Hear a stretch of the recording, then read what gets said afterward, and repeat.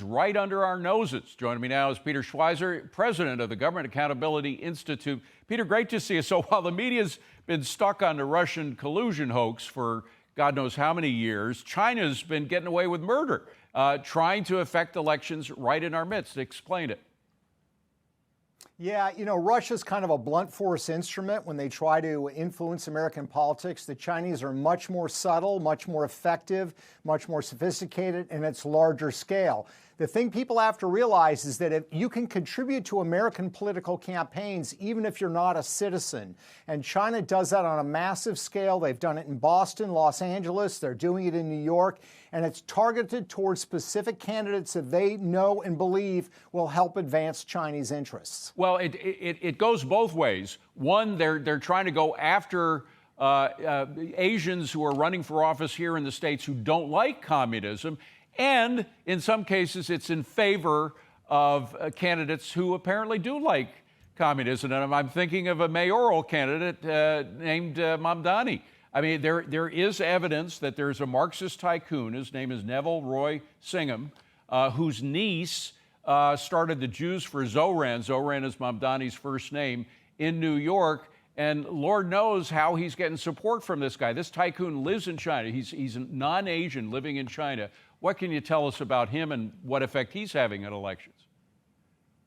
Yeah, Roy Singham has sold his business in Chicago for $1 billion, immediately moved to Beijing, China. He's a self-described Maoist.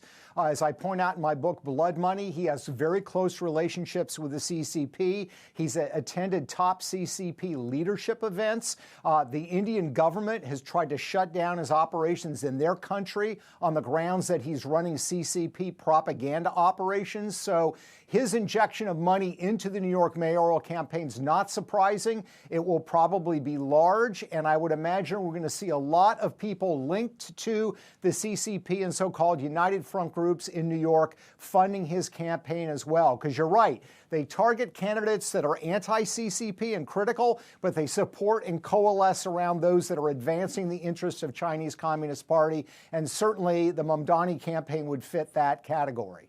And very quickly, there's another story out of China or out of the United States where that president is apparently ready to let 600,000 Chinese students come in to the United States. Now, that would be more than double the 270,000 who are already here. What's up with that?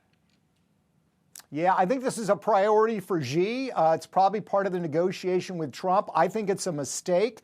We know that Chinese students are coming here only if they're politically loyal. We know that the CCP funds their campaigns. They're required to check in on Chinese social media apps. If they don't fall in line, their families are pressured and they are pressured. So the bottom line is they become the tools of the state effectively.